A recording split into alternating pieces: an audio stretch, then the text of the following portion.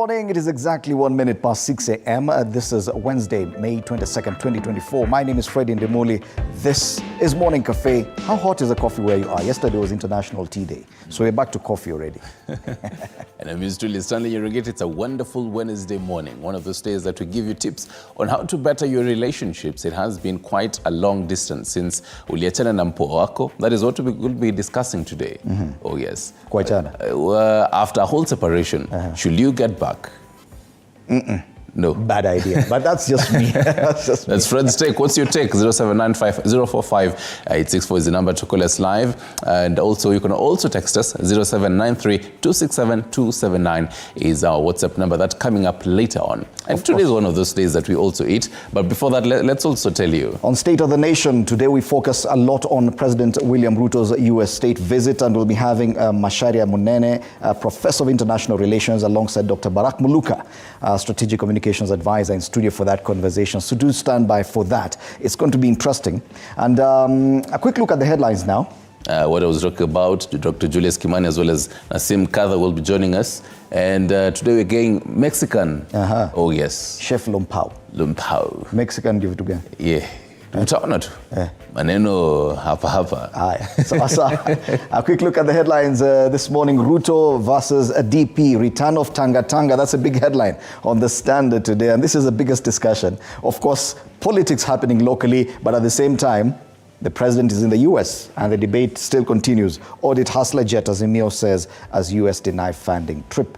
That's the front page of the Standard.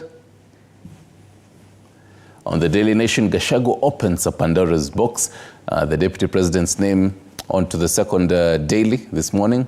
We'll be diving into that, or rather saying... And you can imagine President William Ruto in the States, akipewa hii gazeti ya asubuhi. And he's expecting to see his face on the front page with Shaquille O'Neal.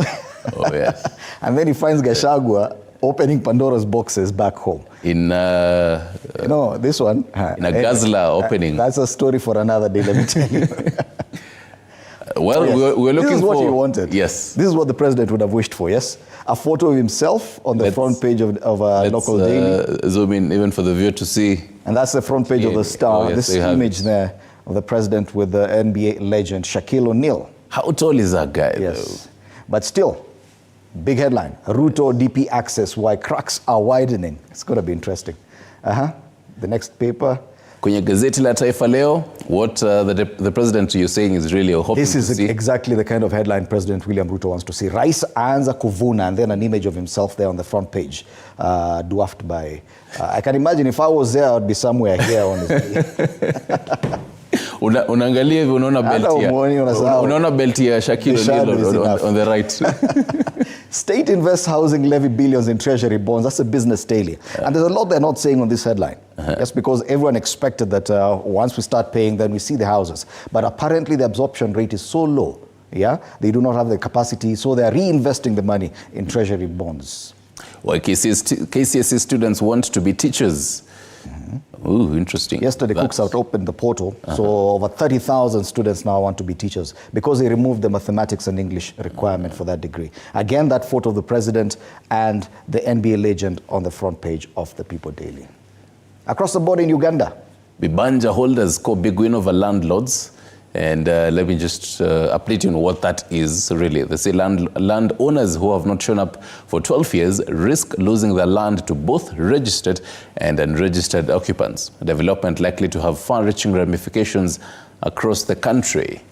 So this even as, the 19th actually lapsed, yes, their census. They have boats now. They've counted how many boats they have. All right, and matters education on the new vision. Schools that topped government admissions. Of course, schools are big in Uganda. Yes. And yes, they're talking about who's admitting who. Into Tanzania, Mwananchi gazeti lake Mukandala fichua mapya MV Bukoba.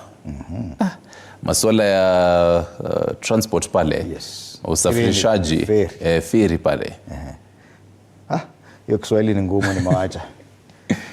Asia, SADC, Tanzania's top trading partners. This is the front page of the Citizen. Many people think that East Africa is the biggest trading partners when it comes to the neighboring countries, even for Kenya. But apparently, in Tanzania. Asia is biggest export. SADC, that is Southern African countries. Europe comes third. EAC comes a distant fourth in matters trade. And those are the dailies this morning. We'll be looking at them in depth in a short while.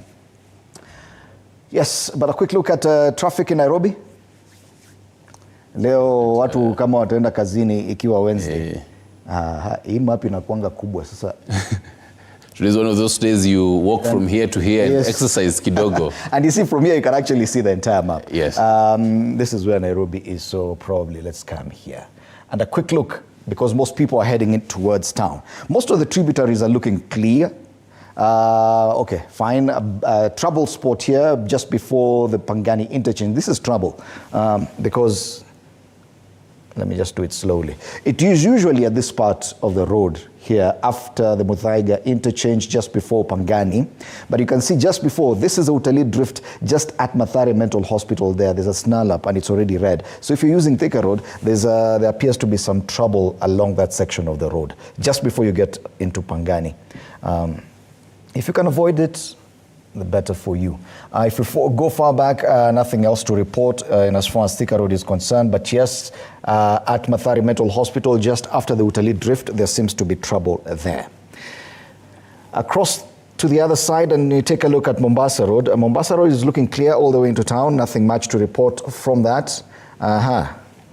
Let's go to the other side of town, and this is Ngong Road. Ngong Road, nothing else to report from the junction all the way to the City Mortuary roundabout. It's clear. So is Langata Road. So Langata Road looking good as well. So let's take a look at, this is Mbagathi Way, nothing much, but a bit of a spot there just after the T-Mall as you're going up towards the Nyayo High Rise. Elsewhere, Wayaki Way. Let's take a look at Wayaki Way. Wayaki Way, it's clear this morning. Jogoo Road is usually the problem. Let me just see Jogoo Road before we go. And you can see Jogoo Road, yes, just as we expected. This spot here, and this is immediately after that roundabout at St. Stephen's, Jogoo Road. And you can see immediately after that it's red. So it means there's trouble there just before the next roundabout that heads into Isli. So Jogoo Road slow this morning because of that. Makadara, of course, is usually slow, but this year portends a problem. That's next to Makongeni area, just after St. Stephen's Jogoo Road Church. So that's the traffic situation if you're using Jogoo Road or you're using the other road was which one? Thika Road. Thika Road. A bit of trouble spots on those two roads. That's the traffic this morning. As of 9 minutes past the top of the hour, let's take a look at the weather. So Fred, I'm going to take a look at the weather in two bits. First off, taking a look at the weather in the coast region. And this has to do with the whole cyclones around the... There's a new tropical storm. The tropical storm in that area. So the latest update by the Kenya Meteorological Department saying after a brief cyclone stage, Yali weakens into a strong tropical storm, notable for its intensity near the equator. The Yali center will stay over 150 kilometers from the African coast with peripheral bands starting to touch the area. That is how it is looking like. Just to load it. So this is parts of it appears to be very close to the Kenyan shoreline. The Kenyan shoreline. There are parts of Mombasa.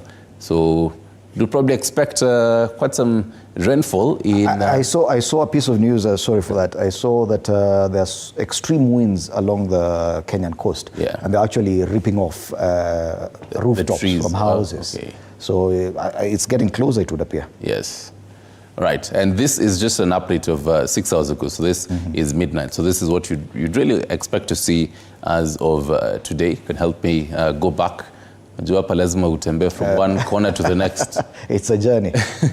And well, that's again a whole other pictorial just to help you see on how even fast it is, getting into the shoreline. The eye of the storm is there. Yes. Directly parallel to the Kenyan coastline. Yes. That is so the first bit of the Kenyan shoreline. Let's get into taking a look at how the weather might be looking like in Nairobi. Let's take a look at it. It's about 17 degrees Celsius. You can just type it here and see how the weather is going to be looking like for today. So the weather in weather in Nairobi, weather in Nairobi should be this one, yes.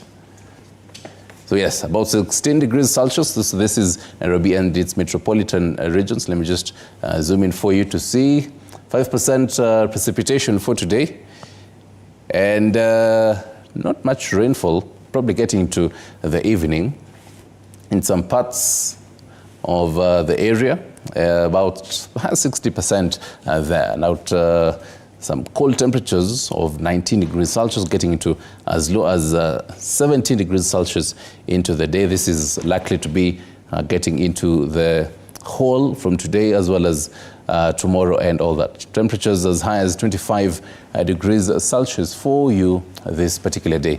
That is how the weather is looking like. All right. This morning. And we'll be sharing with you the president's itinerary today. Yesterday was a busy day for him in the United States. We saw pictures of him visiting the Coca-Cola headquarters in Atlanta, where he signed a number of agreements. We'll be bringing you those pictures. There was also another event where Vivo Kenya, a Kenyan company, signed a partnership agreement with some to set up shop in the US as well. This is some of the pictures from the Coca-Cola event. Where some deals were signed, including setting up of a mango pulp plant in Kenya. Their Trade Cabinet Secretary, Rebecca Miano, putting pen to paper on that deal at the Coca-Cola company headquarters in Atlanta, Georgia. Ooh, that's definitely going to be quite big even for Kenya. Yes, later on, the president and his entourage headed to another event for the launch of Vivo Kenya in the US. This is a local company, a local Kenyan company that has now ventured its tentacles in the US. Congratulations to them. And having the president preside over the launch, how about that? That's very nice. Really, and what the president really talks about exporting our labor out there. Because most of these products are Kenyan made, and then now they'll be selling in the US. So even written made in Kenya, you're probably going to buy there. So I'm curious, is it, I mean, it's Kenyan brand, but is it now made in Kenya? Is it made in US? It'd be nice. But it's a Kenyan company that I know. Yes, it is a Kenyan company. Later on, the president was at the Tyler Perry Studios. And this is, I think, the most interesting. Where I saw even Kenyan producer Butita there with Steve Harvey. He's actually trending on X right now. I'm telling you, some of these moments, once-in-a-lifetime moments, when you get to meet some of the people you admire. Actors and individuals you only watch on TV and Hollywood movies. Steve Harvey and Butita there, President touring the Tyler Perry Studios. A couple of agreements there, and as far as lifting up the Kenyan production industry, TV and film production industry from there. We'll be sharing some of these videos, even as we go along with the show this morning. Remember, the biggest discussion will be about this state visit by the president in the US. Oh, yes. Right now, though, before we dive into the dailies, we can take a look at Today in History before we continue.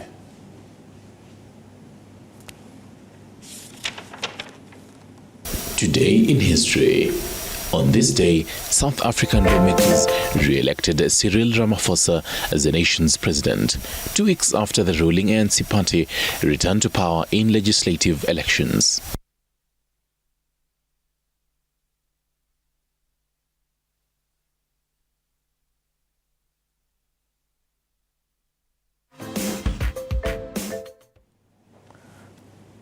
All right, time for us to take a look at the newspapers today.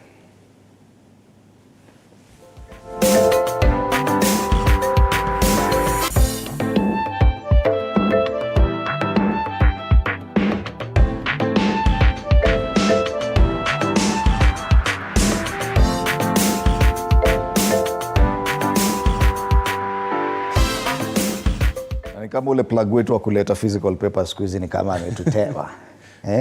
But we do have the e-paper on the for the Daily Nation. Gachagua opens a Pandora's box. Now, this is a very disturbing story for anyone outside Kenya.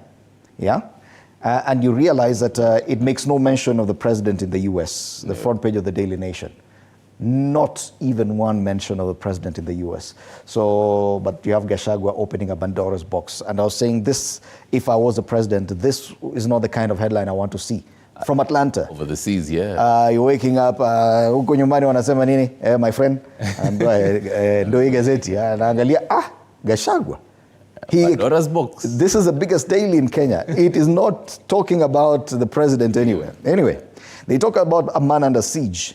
Deputy President Rigathi Gachagua's recent call for the adoption of one man, one vote, 1 shilling mantra in revenue sharing has opened him up to attacks by politicians from the mountain.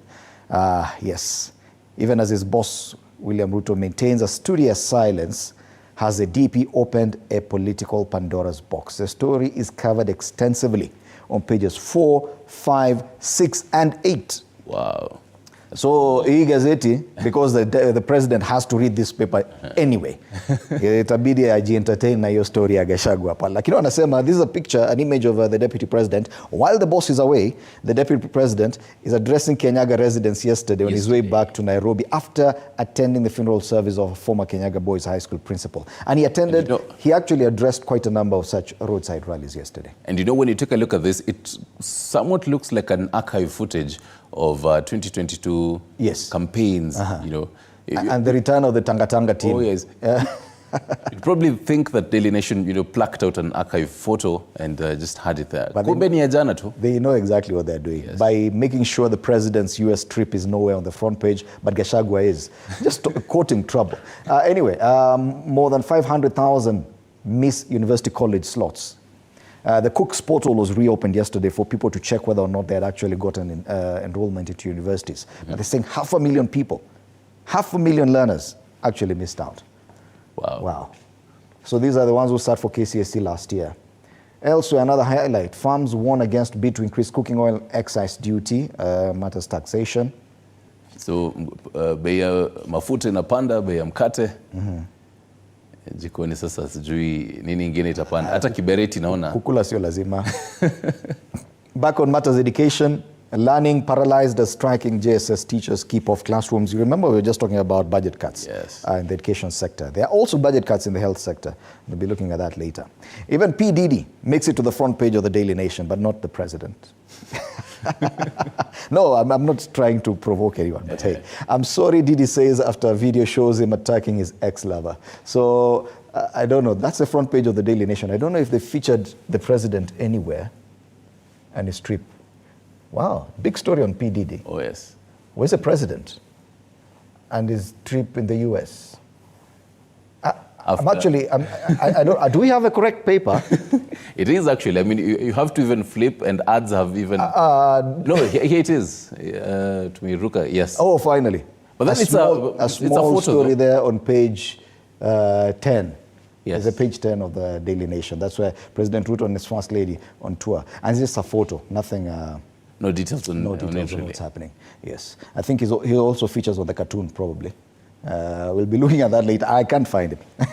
We'll be taking a look at it now because yes, on the cartoon, talking points. The president, William Ruto, and his American host, Joe Biden, will probably be having their bilateral meeting today. And these are the talking points in the cartoon. So as far as the Daily Nation is concerned, the coverage of the president's tour is there. It's a sort of mom. Yes, not much to say about that. That's a Daily Nation. We can take a look at the other dailies now. Can take a look at, well, because you have another e-paper, take a look at People Daily. Okay. And because I'd opened the cartoon, I can just have to flip all the way back. But then we do have hit there, YKCC students want to be teachers. And, well, again, the photo of the president, as well as Shaq O'Neal there. But, I mean, that whole story of why KCSE students want to be teachers is really one of those boggling ones. Just talking about how matters careers, 30,000 learners applied for Bachelor of Education degree course, a move attributed to scrapping off of mathematics and English as minimum entry requirements for the program. And, well, we'll have to wait to listen to education experts telling us how this is really going to impact even the kind of education system moving forward. On the same. Other stories on the very top scroll. All right. At least they feature yes. the president there on the front page of the business, the People Daily. That image there, the picture of him with Shaquille O'Neal is on the front page. Saying, Ruto, I too sing America. Other stories, how Mogoka is turning coastmen into zombies. Ooh, okay. Wameanza stories za jaba pia. Lakini someone insisted that there's a difference between Mogoka and Miraa. And they don't want people who actually enjoy Miraa saying, please don't confuse the two. They're very different. Here it is, though. They say the stimulant is blamed for broken lives, shattered marriages, and unfulfilled dreams. As men grapple with the effects, county has implemented restrictions on its sale. Okay. At least page two of the People Daily talks about the president's trip to the U.S. So People Daily at least has done the president some justice. Okay, let's... Na bado hatujafika kwa the star. Matters politics, Raila's ODM to rip big on monies for parties. Early on in the year, they were really putting fingers to RPP saying, where is our money? At the very top scroll, how to ask a relative to leave your house. Ule amekataa kuhama. Umejaribu kumwambia unaitwa home, kwenyu ng'ombe zilikufa, na kitu inafanyika. Leo hata unakosa kupika ndio aone signs. Okay. Yeah, an interesting conversation. That is at the front page of People Daily and a nutshell of what to really expect there. You can go back to other dailies and see, you can have the Star. On the Star, yes, it is, Fred. Ruto DP Axis, yes, they talk about the biggest political discussion locally, why cracks are widening. Gachagua alleges that some individuals are being used to divide Mount Kenya. All this happening while the president is away taking a photo with Shaquille O'Neal in Atlanta, Georgia. But a story here, they say, 6 billion shilling debt write-off for coffee farmers. You see that juxtaposition. The deputy president is actually the one given that role to take care of coffee issues. But the president is actually fixing the problem in the US, while back home, the deputy president is... Lakini nakani kana choma sana. Well, it is what I was telling you yesterday. He is the man in charge right now. So why the cracks are widening? Yes. And you're telling us how there's a time Moi came back and he was told. I'm not saying that is what is going to happen this time, but the one time President Daniel Moi was away, that when he came back, the person he had left in charge as vice president had made people kneel before him. And he had to be fired immediately after that. Well, this time around, the deputy president can't be fired. Rais aanza kuvuna. This habari kuu kwenye ukurasa wa mbele wa Taifa Leo, na picha ile pale ya rais akiwa na Shaquille O'Neal. Basketball inaitwaje kwa Kiswahili? Mpira wa kikapu. Yes. No.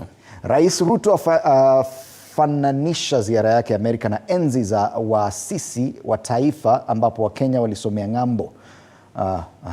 Interesting. Habari zingine kwenye ukurasa wa mbele wa Taifa Leo, ICC, Biden amtetea Netanyahu. Kwingine mhasibu mkuu alalama. Na pale juu, serikali ilikusanya shilingi bilioni 34 ushuru wa nyumba. Wow, it's been only 2 months. They're collecting quite some good money. Yeah. Na masuala ya sport, Liverpool FC ya ajiri kocha mpya. Which reminds me, yesterday Chelsea also parted ways with Pochettino. Is it Pochettino? Pochettino, yes. Interesting. Oh, yes. When they come up here, Ten Hag, they'll also... But anyway, back to matters business. State invests housing levy billions in treasury bonds. And what you're talking about earlier, as much as they've really collected all this money, but then... The projects are not moving as fast now, so they're not able to absorb that amount. So they're reinvesting, buying treasury bills. But then again, you see, you've collected the money, so you are the custodian of the money, but you're not able to spend it, so you reinvest it, meaning you're just using it for other things. Oh, yes. Yeah, because you're lending to other departments through treasury bills, meaning the government can still use the money for other things and will pay back for, say, the decision points to low absorption and construction lags. Yeah. A very interesting story here on the ticker, the right. Only one Kenyan made the ultra-rich list in 5 years. As the only one individual in more than 5 years has managed to join an exclusive club of 15 people in Kenya who have accumulated liquid investable wealth of more than $100 million each. Okay. Wow. Interesting. Lazima ukuwe umefika, hiyo ni ile sasa sijua anaita filthy rich ama ni gani? Tuangalie gazeti gani sasa? Nafikiri the Standard, yes. Tuangalie Standard. Aha. Yes, Ruto versus DP, return of Tanga Tanga. I think ndo ameweka sawa sawa. The deputy president, Rigathi Gachagua, yesterday made a series of stopover rallies at a time his boss is cutting trade deals in America. This is exactly what I was talking about. Juxtapositioning both of them. His message to his supporters was, he is in government to stay. We've heard that before. And he is in government to stay and his shares are intact. Talk of shareholding as well. A feeling of deja vu is imminent as the country is being treated to season 2 of the Kieleweke versus Tanga Tanga politics. That story is on page 4 of the Standard. The other story given prominence is questions about the president's mode of transportation to the U.S. Audit hustler Jet Azimio says as U.S. deny funding trip. And I saw a clip yesterday of the government spokesperson, Isaac Mwaura, saying that question, and he used very harsh words, he said it's stupid and they think idiotic and something like that. And that's coming from the government spokesperson. The video is there, you can watch it. I'm not the one who said it. Not your words. Not my words. He said, usiulize hiyo pesa ilikuwa ati. Ni kama unasema umetuma mzee kwenda kuangalia ile village ingine alafu unamuuliza fare ametumia pesa ngapi? Mbaya sana. Which reminds me, Kenyans on X and social media were asking, why didn't the president go with, let's say, Kenya Airways or something cheaper or something like that? But then again, why is it such a big deal? What mode of transportation the president uses to the US? Of course, it is a direct flight from Nairobi. Not all jets can do that. Or probably even if he's landing, probably there are fittings inside the plane that he needs for his luxury. Oh, yes. And for the people he's going with, was a big deal. I mean, Butita lazima kae vizuri. Not necessarily. I'm not saying.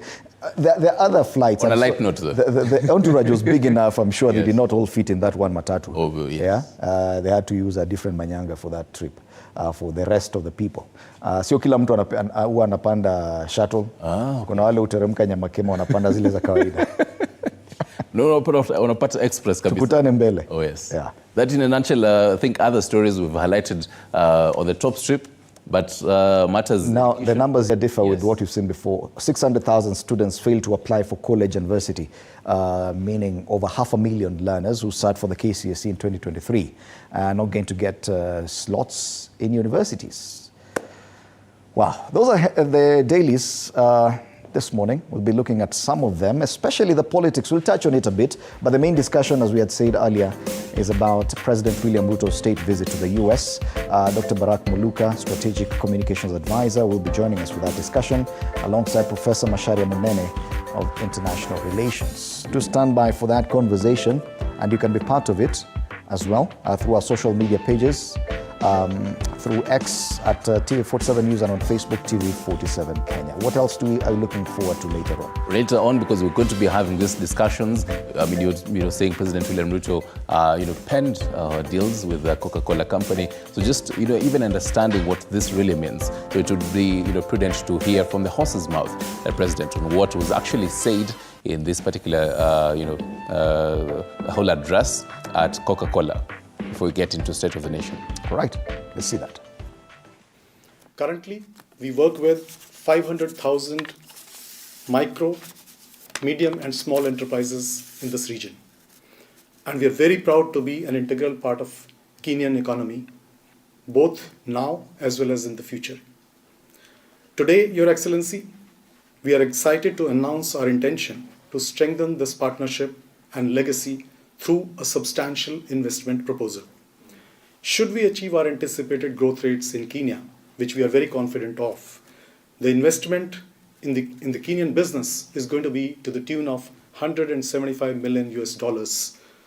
This money will go towards increasing and enhancing our capacity and capabilities in the Kenyan context. Our decision to invest underscores our belief in the long-term potential of the Kenyan economy. To unlock this investment and ensure its success, we recognize the government's critical role in fostering a stable and predictable policy environment. We are delighted that today we are signing a framework that will create an environment conducive for growth and innovation in line with our contribution to national development goals. We commend the government of Kenya for its resolve to advance responsible governance and to accelerate sustainable economic development. Your Excellency, in conclusion, our business in Kenya is centered around local approach. It's really a privilege to be here. It is not my first time to Coca-Cola. You might know I was the CEO of Hewlett-Packard, and I sold a lot of gear to you guys. But I have been the ambassador to Kenya now for 2 years, and I am just thrilled that this deal has come together. And it's because Kenya is the most stable democracy in East Africa. The president has created a business environment where he wants Kenya to be the most competitive place to make your investments in business. And he understands that it's not just competing against other African countries. Kenya has to compete against the world for investment, for that kind of vote of confidence. And everyone knows that Africa is the place to be. 1 in 4 people on Earth will live on the African continent in 2050, and 1 in 3 working age people will live in Africa. So ultimately, this will be the biggest market in the world. Your $175 million plus investment in a bottling plant in Nairobi is a testament to your continued commitment to our region's growth. I am excited about the future possibilities that lie ahead of all of us. I'm also excited for the partnership and the commitment that my ministry has to walk the journey with you. This investment, in addition to aligning our shared goal of green investment, will significantly impact all the local communities. It will lead to a positive trickle-down effect in the value chain, translating into job creation and improved micro and macro economies. And this will foster a brighter future for all, demonstrating our shared commitment to the well-being of the East Africa region. Finally, Your Excellency, for the goals you have given me and the targets, 175 million down today. Our partnership has allowed us to grow together. Today, we must sustain our engagement and collaboration to enable us face the challenges and seize opportunities of the future together as partners. Let me again thank Coca-Cola for their Kenyan operation, for thinking about what we can do together. And I want to assure you of the government of Kenya's support, and the people of Kenya will walk with you this journey together, because you've been there for us when we needed you. We will be there for you when you need us. Thank you very much.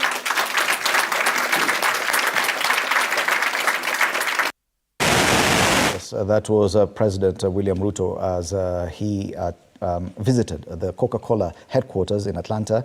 After that, he had another engagement where Kenyan company Vivo Kenya was opening its branch in the US. Let's take a look.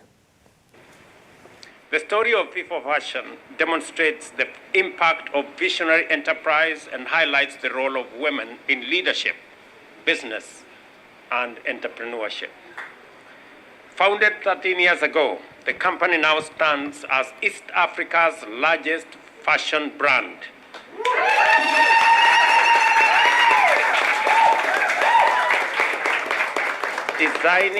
Designing and manufacturing 100% of their products in Kenya, with 25 stores across the region and employing over 380 employees. And I'm told this is the 26th store today. I am inspired to see that the company has embraced e-commerce with Shop Zetu, an online marketplace that connects over 300 local and international fashion and beauty brands with consumers in East Africa and, of course, by extension, to this great continent. The strategic focus and success of the company are further demonstrated by a US $600,000 grant from the United States Trade and Development Agency and the opening of the first fashion retail store in the US by a Kenyan entrepreneur, and there are 26 globally. It is truly remarkable, isn't it?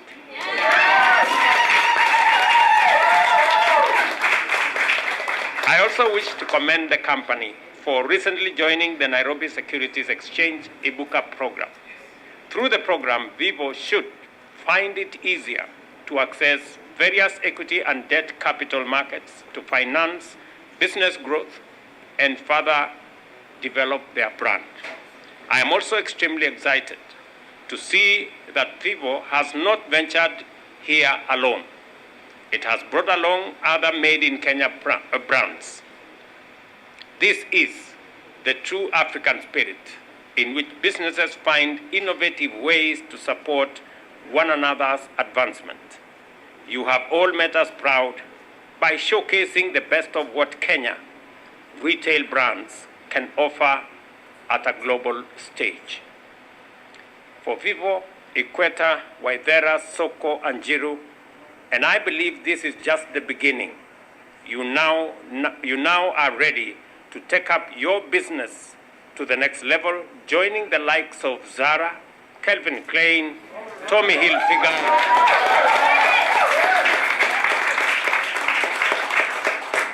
Guess, and many other brands. I assure you of the Kenya government support as you continue to inspire micro, small, and medium enterprises in Kenya and East Africa, which are following the journey that you have traveled. Again, Wandia, Gishuru, and your team, my very best wishes. You make us immensely proud.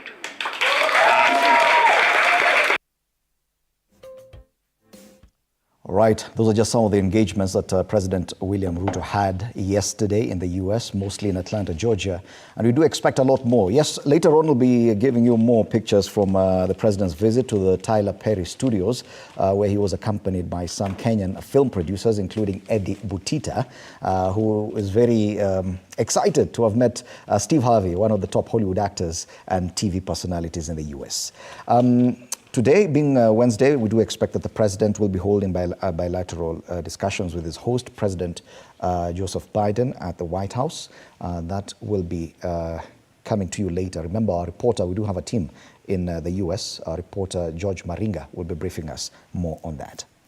Now, with me in studio is Barak Muluka, Strategic Communications Advisor. Barak Muluka, also a renowned commentator on matters politics and international relations as well. It's good to see you. Karibu sana. Good to see you, Fred. Yes. It's been a while. Yeah. I'm happy to see you here.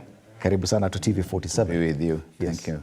Of course, today our main focus is on the president's trip. And of course, it also touches on local politics. You can see what the dailies are doing. They're talking about, while the president is away in the U.S., what's happening locally.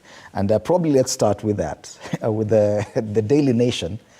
If you look at all the dailies in Kenya today, they have this image of the president and the NBA star Shaquille O'Neal on the front page. And every newspaper has made mention of the president's trip on the front page. The Daily Nation has not a single mention of the president on the front page.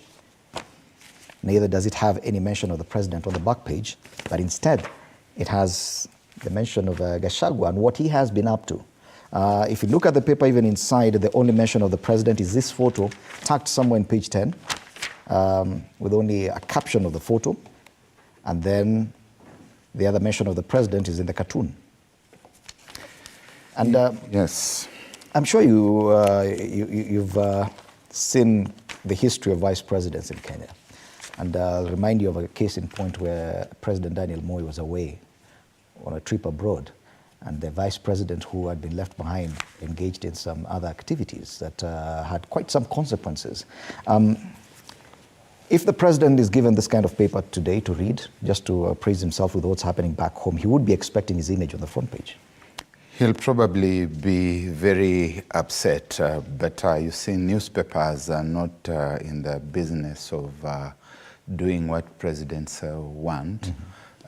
this space is space that newsmakers have to grope for, and that is why there is a presidential communications team, and one would expect that that communications team is interacting with the reporters who have accompanied them out there, and it's interacting with the newsrooms to ensure that they are getting their footage beamed to the public. Otherwise, the media will choose that which it considers relevant to its audience at any given time. And I think in this context, the editors on Kimathi Street consider that Gachagua is the newsmaker.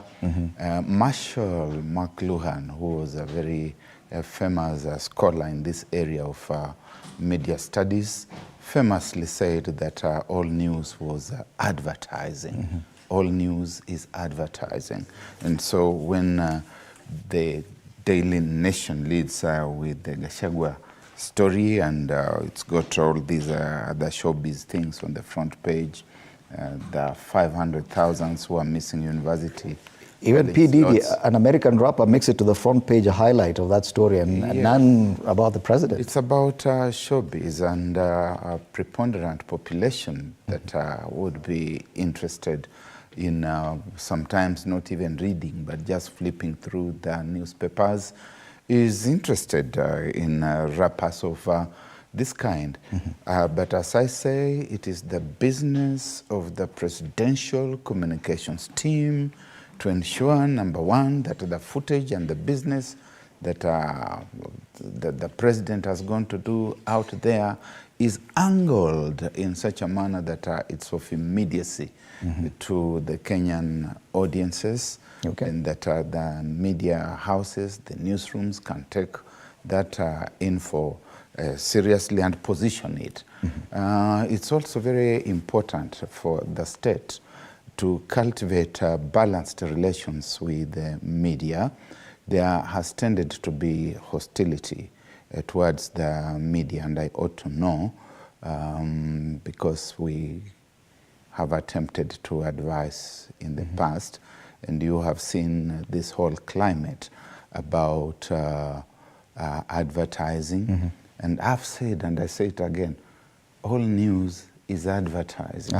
That's what Marshall McLuhan said. If the money is not coming our way. Yes, if the money is not coming your way through advertising, you will find a way of making the money come your way through the kind of footage that you are going to carry. And nobody is going to be running around with big stories about those who are fighting you. You are lucky when you get a photograph and a caption on page 10. Should the deputy president be worried that he's making it to the front page at a time when the president is away and seeking to be making news as well? When the deputy president makes it to page 1 and making news, there are two ways of looking at it. One is that government is still around and government is active, because even when the president has not signed any papers, such as President Uhuru did some time back, to allow his deputy to be acting president, it is obvious from the constitutional dispensation that the DP is now the person around. The other side of that, of course, is what kind of news the DP is making. And it's news that does not paint a very good profile of the government, because then we start seeing a government whose top brass is pulling in different directions.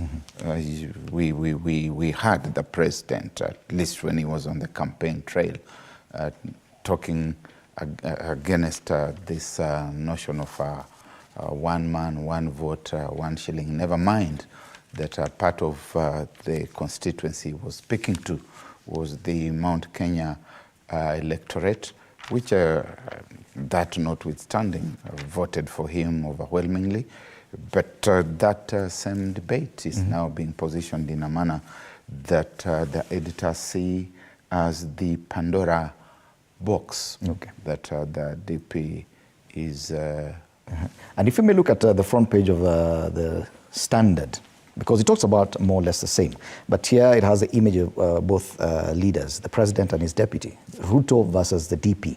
If you can have the front page of the Standard, yes. And they talk about the return of Tanga Tanga. Deputy President Rigathi Gachagua yesterday made a series of stopovers at a time when his boss is cutting trade deals in America. And that's how they juxtapose the two. That the DP is engaging in this at a time when his boss is away and doing something else, cutting deals, doing something positive. Right here, then they say, they quote the deputy president, he's saying the message to his supporters was he is in government to stay and that his shares are intact. That kind of communication should worry the leadership of this administration. That it would appear that everyone is focused on the cracks and the divisions, and these two leaders taking two different routes at a time when probably they should be united. The leadership of this administration is, of course, the presidency, and the presidency is inclusive of both the president and his deputy. And so this is the perfect example of the platonic horse, two horses that are, in fact, there are three horses that are pulling a cart in three different directions. Yeah, there will be the Ruto horse that is taking the cart in one direction. There is the Gachagua horse that is trying to pull it in a second direction. And there will be a third horse that seems to be hapless and clueless, and you leave it to the gallery to determine who is situated there in that space as the third horse. But you can see the three horses. Well, possibly the president is finding time to speak to his deputy, because it's not as if the president has gone to the mountain like Moses and left Aaron behind. But even from that vantage, it is also instructive that when Moses goes to the mountain to speak to God, he should be mindful that he could come back and find that the people are worshiping a different God. And they may even be the ones to ask Aaron to fashion for them that God. The relations between the two have for a while been quite testy. They were always going to be testy because theirs was not an ideological, philosophical marriage in our view. It was always a marriage of convenience. Again, to use the imagery of the horse, it has been the relationship of the horse and the horse rider, where DP Gachagua has been the horse ridden by President Ruto, and you could, by extension, look at the entire mountain region as a horse that helped His Excellency the President to get to State House.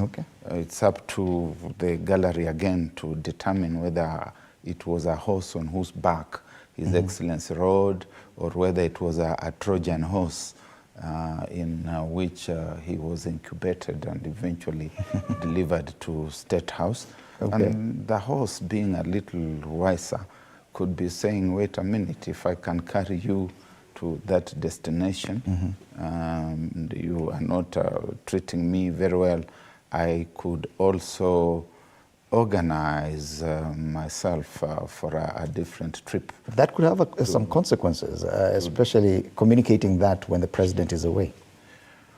I think the communication began when His Excellency the President was here, and it was probably begun by His Excellency's proxies when they started lighting the fire under the feet of Deputy President Rigathi Gachagua and positioning what look like alternatives to him from the mountain for the position that he occupies.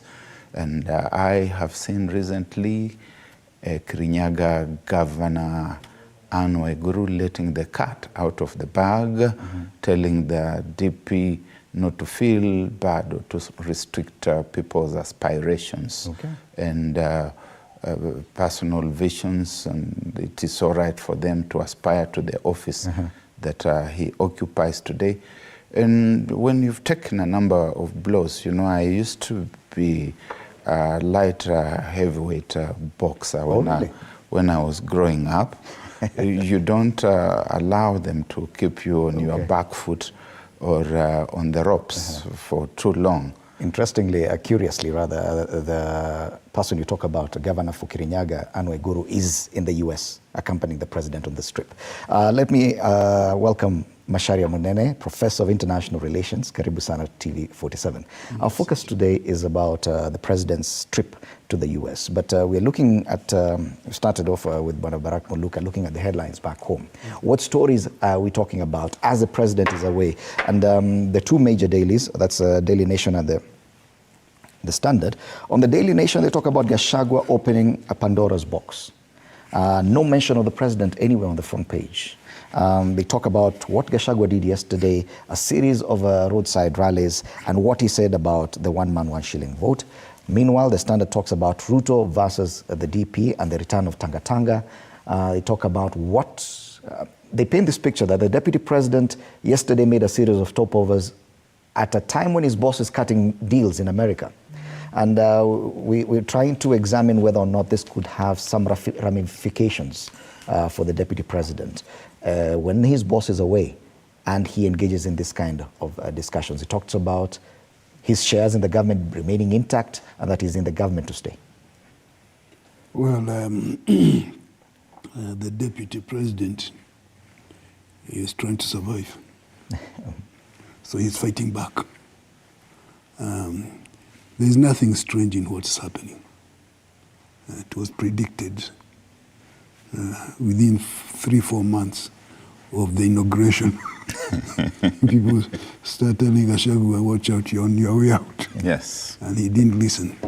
And he was told, so information was conveyed that Ruto and Raila are going to get together.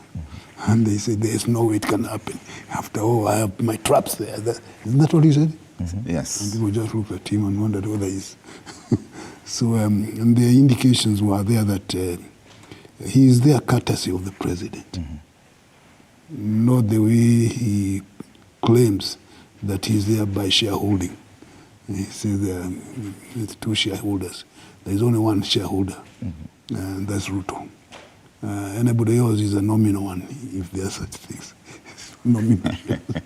And he seems not to have understood that. But over the last 2 years, it's become very clear that he is a nominal shareholder. And because he's a nominal shareholder and he talks a lot, the people he's supposed to lead are wondering what he's talking about. Because they are seeing different things from what he's talking about. And when they see some things differently, they grumble. They wonder what the hell is going on. So what we've seen, and the president on his own part has also sent signals that things may not be very well. I remember the time he stood there and said, you know, in the near future, if a candidate male, then the running mate should be what? A female. A female. Then what does that tell Gachagua?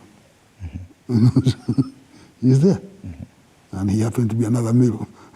So is he going to be dumped or what? You know, I mean, that was clear something to worry about. The other day, Gachagua was talking about being a quiet man, which he is not. He makes a lot of noise.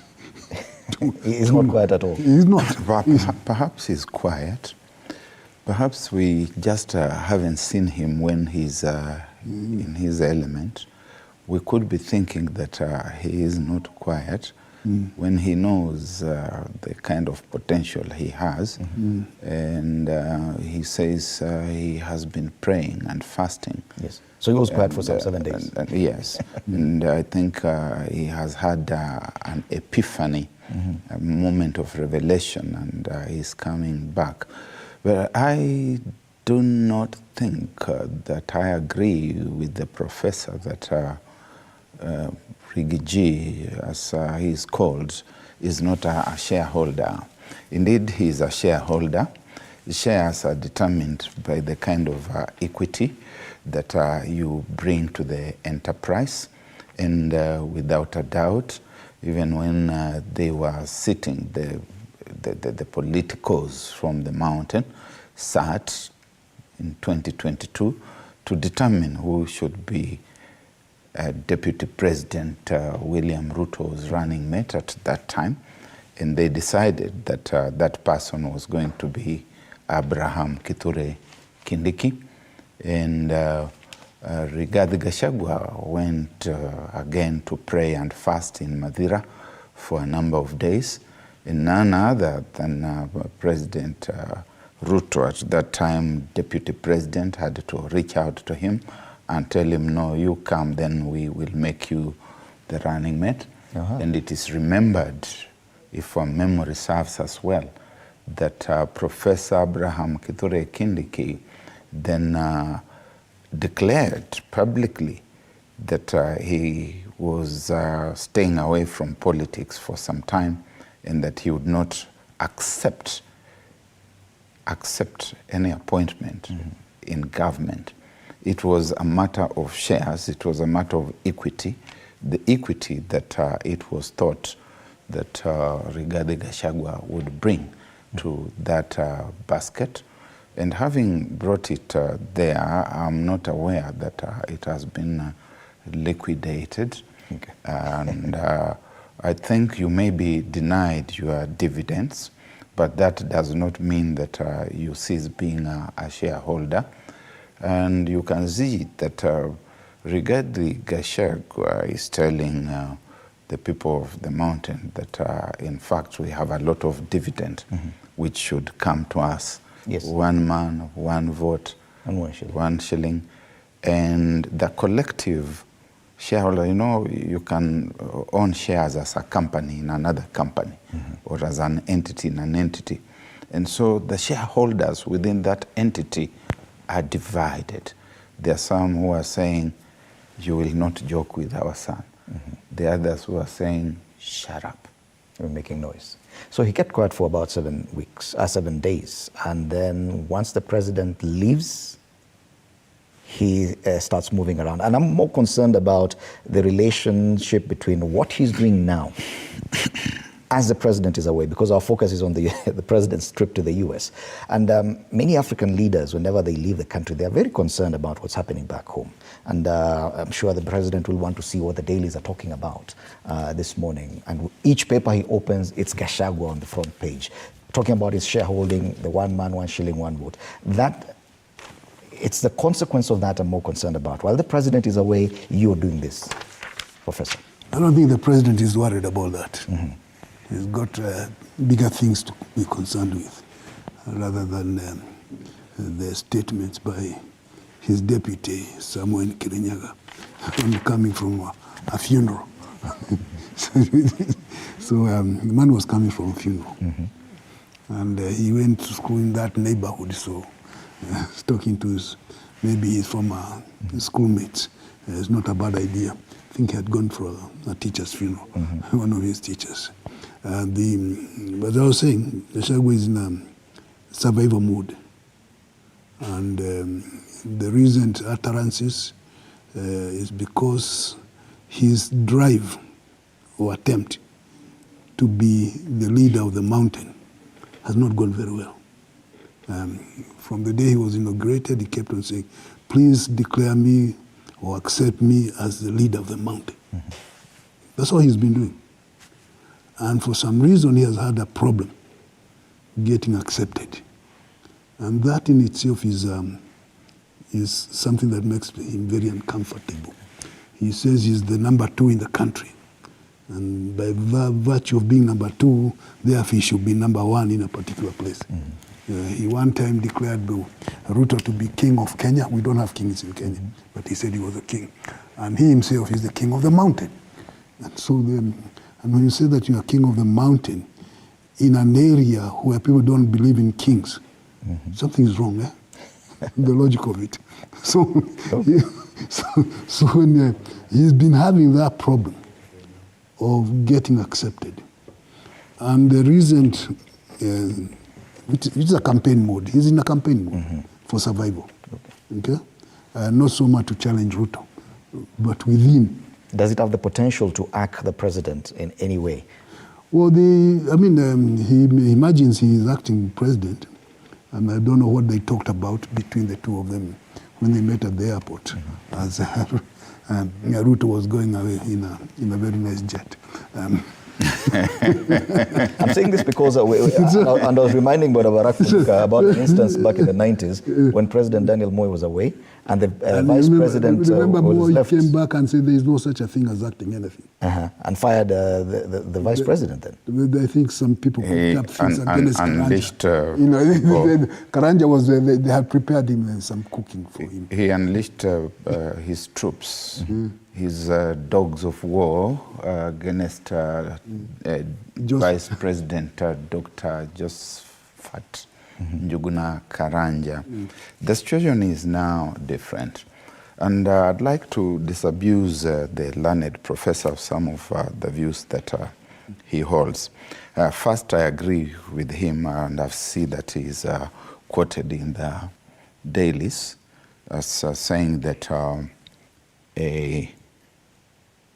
Mount Kenya's truthful man, in parentheses, is a political bully. That is true. And 99% of the politicians are bullies. You survive in that space because you are a bully, especially in the African context. Secondly, President William Ruto cannot come back from the United States and dismiss Rigathi Gachagua the way President Moi came back from wherever and got his dogs of war unleashed against Njuguna Karanja and eventually sacked him. Okay, that is not going to happen. What he's going to do is to intensify the onslaught against Rigiji, and you can see that in spite of the fact that she's out of the country, Anne Waiguru is flexing her muscles and throwing blows on the X platform.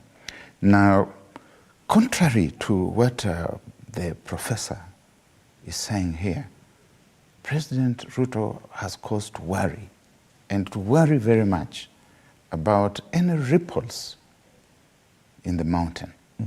Because it is known, and I believe that President Ruto, contrary to those who have sometimes cast aspersions, I believe that President Ruto won the 2022 election in line with the instruments, the standards, the systems, the methods, the institutions that are put there for the electoral process. But he won this election with a margin of 228,000 votes. That is the overall marginal difference. And within that overall marginal difference, there is the 50% plus one vote, which is just about 114,000 votes. It means that any shake-up in the arrangement that actually landed him in State House should worry him. And I imagine that is why he's having this dalliance and causing around with leaders from Western Kenya, from the Lake Basin generally, in the hope that if there is any upset, Rigiji is following this bully that a professor talks about. He may not become the king, and I think he's informed that there's such a thing as imagery. Even Jackson Harvester Angaine used to be called the king of the Meru, and Moses Mudamba Mudavadi was the king of Mululu. So figuratively, those kings are there. Okay. But even if they do not marshal the entire region to go with them, they can cause an upset. Okay. No, I think... Yes. A final word on this political discussion before we venture into the main one. Yeah, I think, yes, Ruto has reason to be worried. Not so much about Gachagua. Gachagua is not an issue. The issue is what Gachagua does. Not even what he does. It's not Gachagua. It's what is underneath, the rambling that's taking place. Yes. So there is rambling, and it is not for Gachagua, and it's not for Ruto. There is an unhappiness. Okay. Okay? And that unhappiness is coming up. And that coming up worries Gachagua more than Ruto. Okay? And both of them could be casualties. So they could be both casualties of this. So what you see Gachagua is doing is actually fighting back. Okay. Not against Ruto, but against this rambling from underneath. Okay. That's questioning his legitimacy. So when you listen to people talking, they're saying that something is wrong. Something is wrong. Okay. And because it is wrong, they need to do something. Exactly what they don't know. But something needs to be done. And Gachagua, who claimed to be the leader of the mountain, is seen not to be doing anything. And because he's there by virtue of Ruto, okay, who put him there. So, and you look at the cheerleaders he has assembled together, the MPs, Yes. they're running around. And you see in them desperation. It is not soberness, it's desperation. Okay. Something is going wrong, and they are not part of that. They would like to be on the driving seat. They are not. Okay. And that is, as Barack is a knowledge of some horse. Yes. Okay. He's not even talking about a donkey being tired. The horse is tired of being ridden on. It is definitely the biggest talking point in Kenya, even with the president away in the US for a state visit, which is one of the big discussion points as well, but at least not on the front page of the Daily Nation. They have no space for discussions about what the president is doing in America. On the Standard, just a debate on whether or not his choice of mode of transportation was too expensive. Questions arising about why he chose to charter private jet to the US instead of using the national carrier. Those are the discussions happening in Kenya while the president is away. But I want us to focus on what the president is going to do. A state visit for President William Ruto to the US is definitely something huge, especially in his first time as president. Many people have wondered or questioned his credentials in as far as his international relations. This administration started with errors in matters diplomacy from day one through their tweets about Western Sahara. And we've seen comments by the president about Sudan that have been criticized, statements about what's happening in the Middle East that have been criticized. And whether or not we are looking east, because the president, on one hand, appears to be borrowing a lot, especially in his politics, and his need to create a monolithic party. He's looking to China and the Communist Party, probably. But when it comes to his dalliance with the West, a lot of questions are also being asked.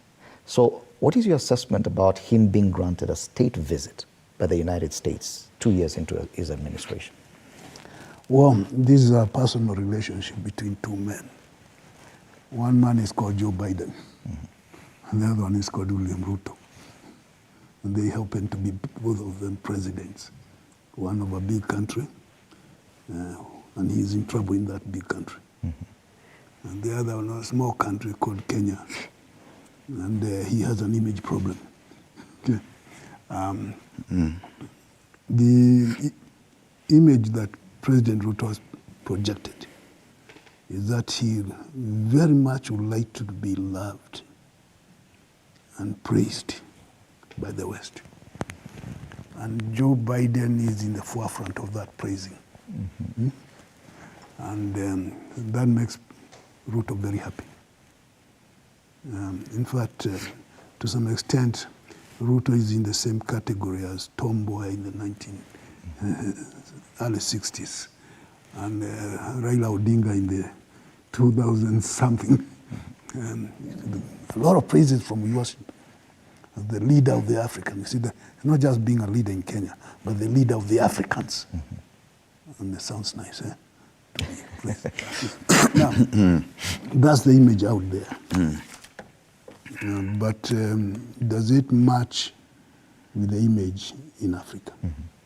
If it is true what we read somewhere, that Museveni told him, please don't go and sell us there. if he did that. Eh?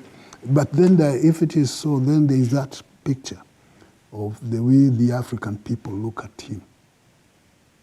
Is he a Nyapara?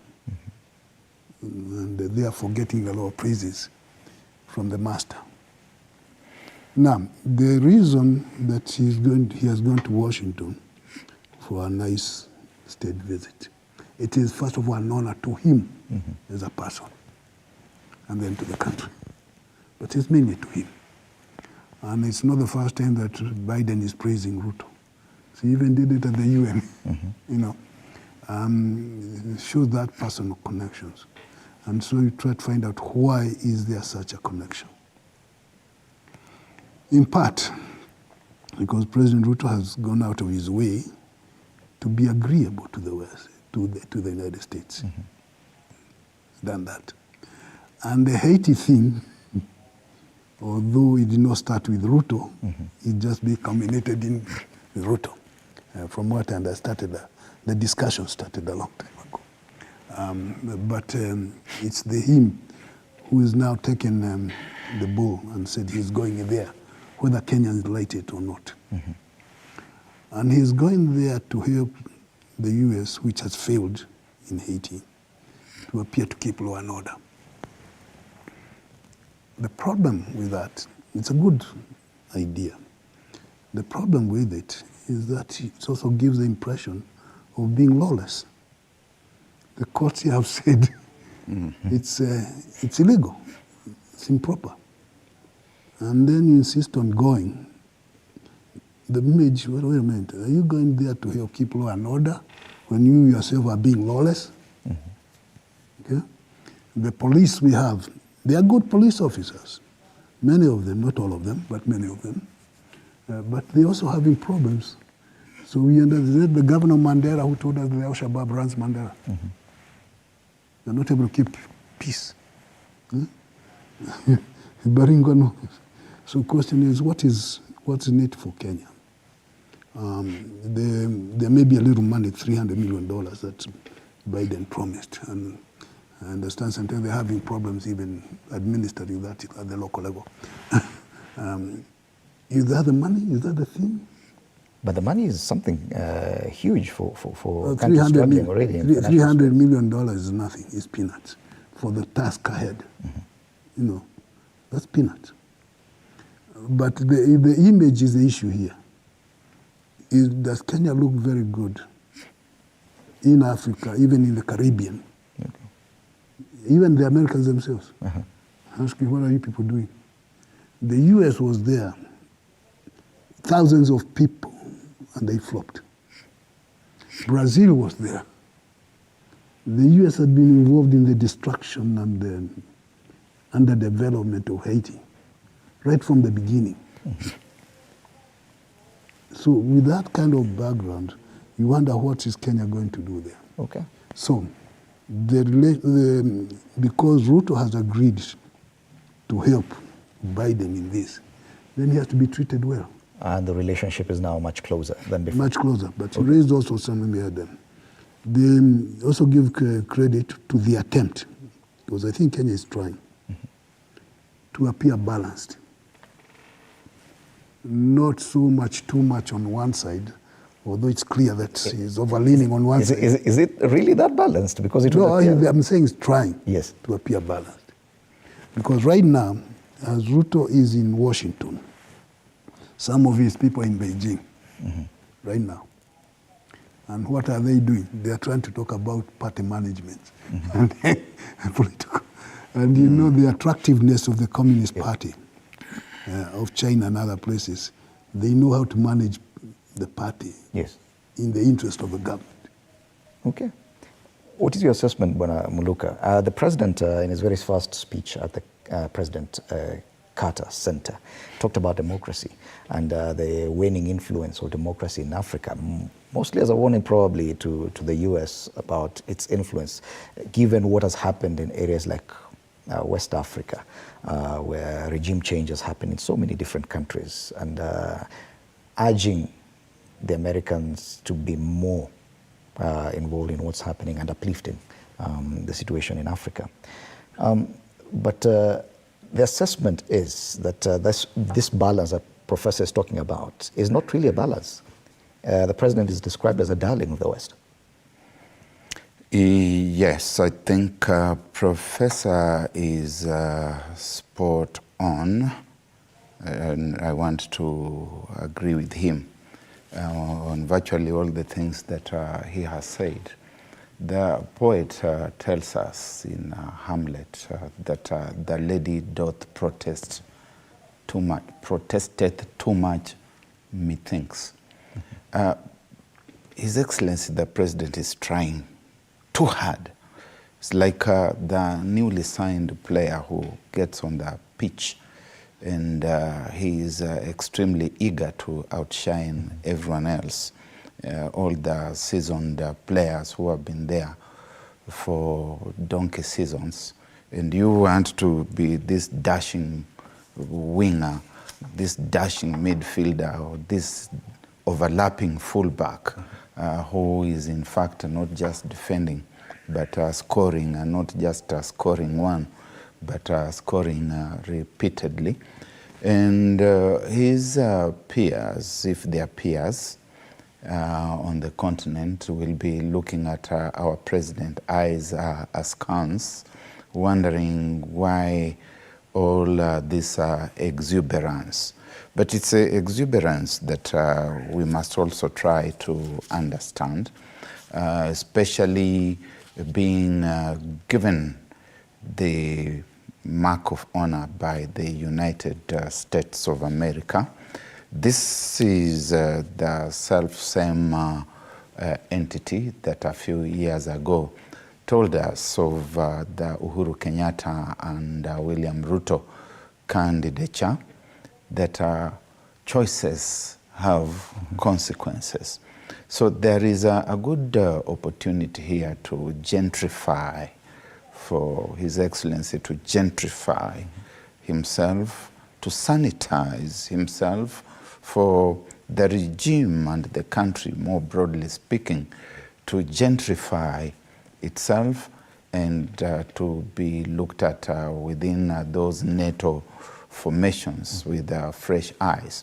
Of course, they are fairly patronizing eyes, which turn blind at some moment to certain things that they would usually be opposed to.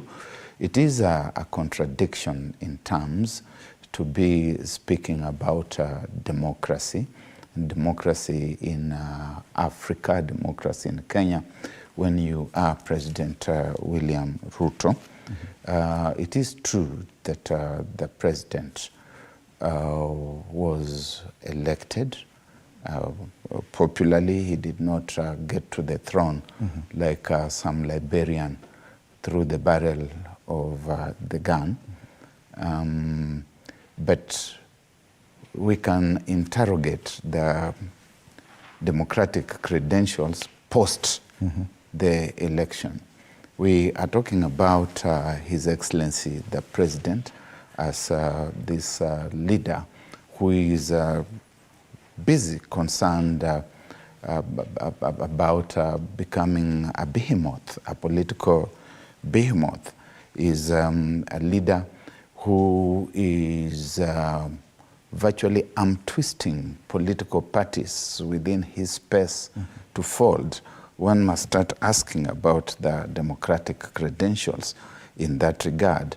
He is a president who is sending his assignees and functionaries to China to understudy and understand how to create a gigantic political entity that will pulverize everyone else. We are talking about a president who is constantly at war against the judiciary and who is disobeying court orders with impunity, because all these are part and parcel of the credentials of democracy. We are talking about a president who is holding parliament hostage and who is whipping MPs at State House. You know, State House is the epitome of executive power in the country. When you summon your MPs to State House to tell them that this is the position you are going to take, and you are telling the country that I want to see who is going to vote against this bill, you cannot talk about democracy. You cannot go to America and talk about democracy. You can only pray that nobody raises the word democracy.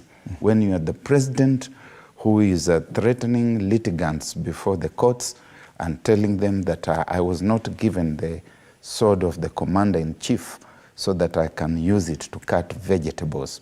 So there's a contradiction in terms. There is a clear image issue, and it is an image issue that is rife and riddled with contradictions. And the image makers around His Excellency the President, because a leader must also have image makers. Okay. And the image makers within the state entity have got their assignment well cut out. The last thing I want to say there for the time being is that that entire docket of international relations, and the expertise here, is about pursuit of benefits. It's about pursuit of advantages. And those advantages and benefits are sought by nation states in competition and sometimes in cooperation with other nation states. Ever since human beings began interacting with others whom they could call foreigners, it has always been about competition and cooperation.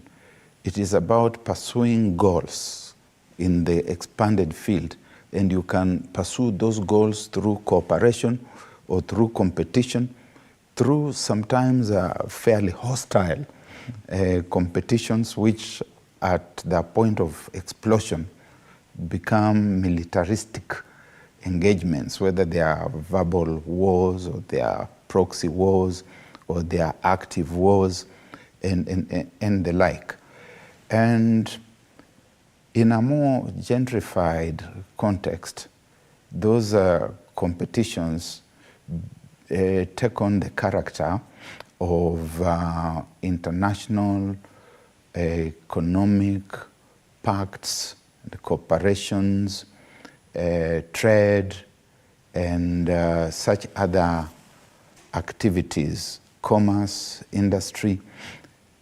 And I've been scrutinizing the media very closely to try and understand who is in His Excellency the President's delegation, to see whether the local business community is there, to understand the kinds of negotiations they are making, because it is eventually about commerce and industry, about cooperation, whether we are going to remain a monocultural economic entity that is producing what we don't consume and consuming what we don't produce from the West, whether there's opportunity for our business community here to tap into American markets. I've seen something called Vivo. Yes. I will still try to understand it because each time I hear the word Vivo, I tend to think China. But, it is Yes, Vivo is actually a local company, a Kenyan company that deals in women's clothing run by a Kenyan woman. And they've just opened up So I do branch hope in the US. conclusively that it does not turn out to be just an image making and flipped on the other side touristic effort.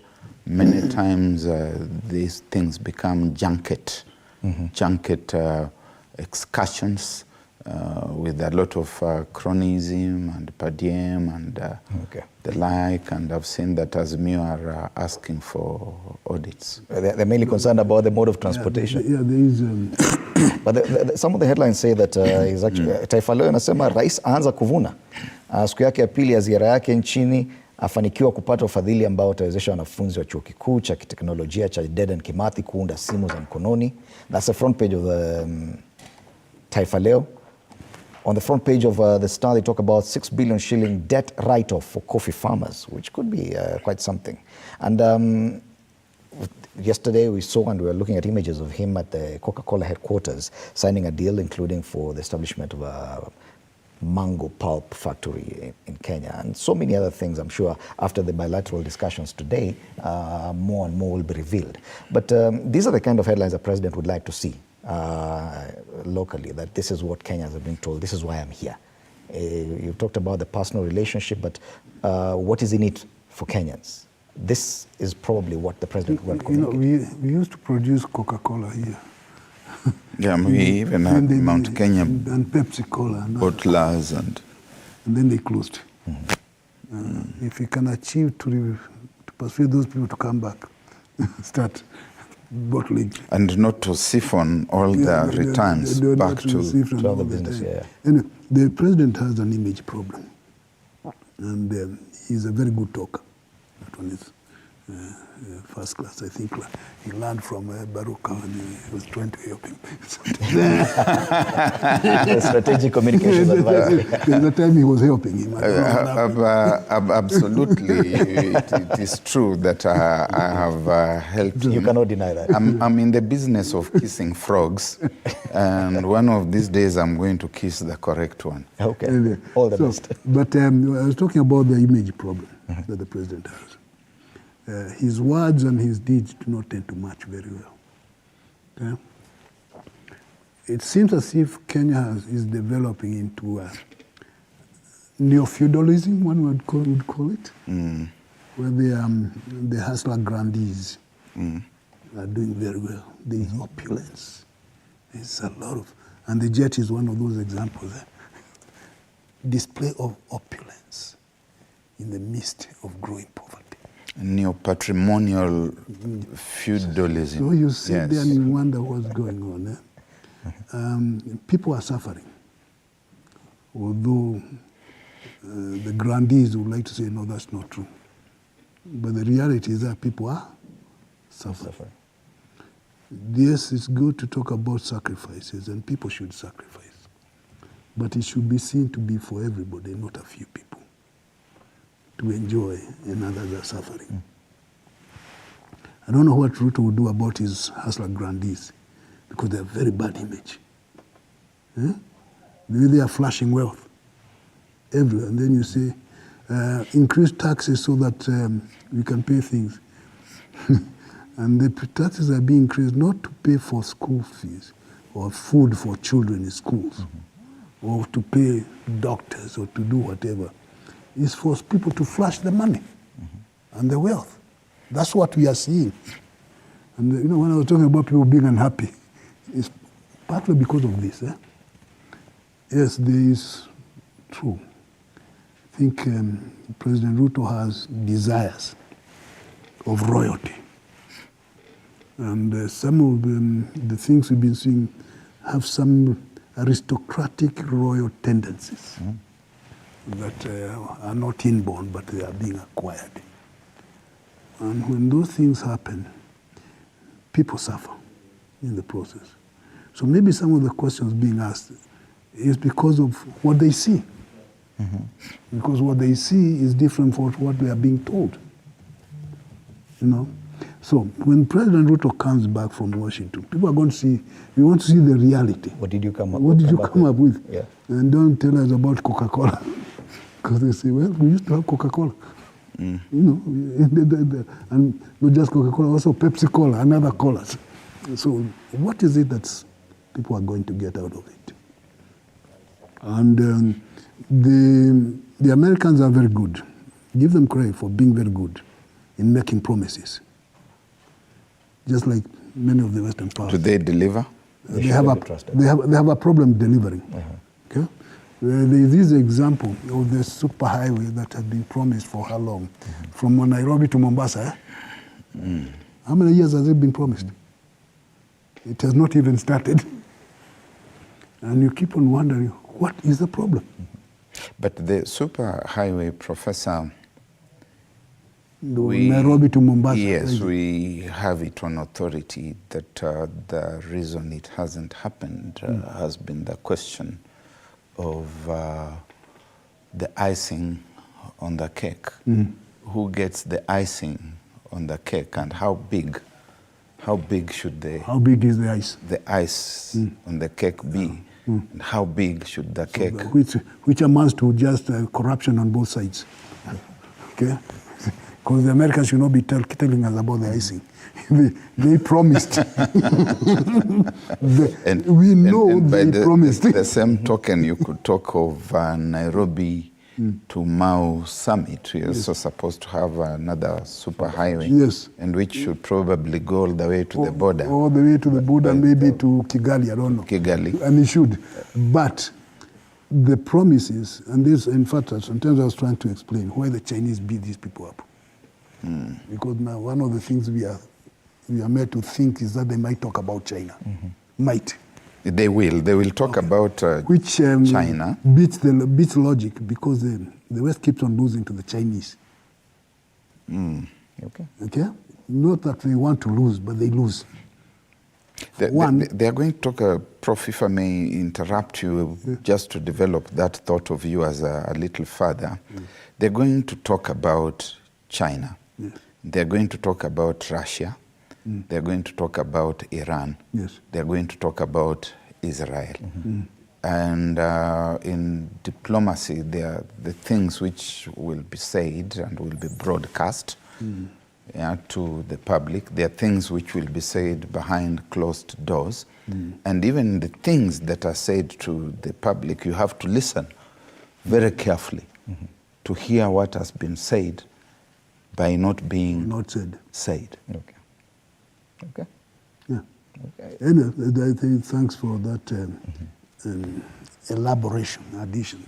And of course, the areas you touched on, they have been a little dicey between Kenya and the US. Kenya, to its credit, has not been very noisy about Russia. The US wants Kenya to make noise about Russia. And although we sometimes lean towards Ukraine for no good reason, but just leaning, but the anti-Russian noise has not been there. Okay? Because it does not make sense to make noise about Russia. Iran, unfortunately, they had a problem with the helicopter. No, helicopters are not good things. Professor, that's being very economical with. But that Raisi was here and, last year. Yeah, and associating with Iran does not please the Americans very much. Okay.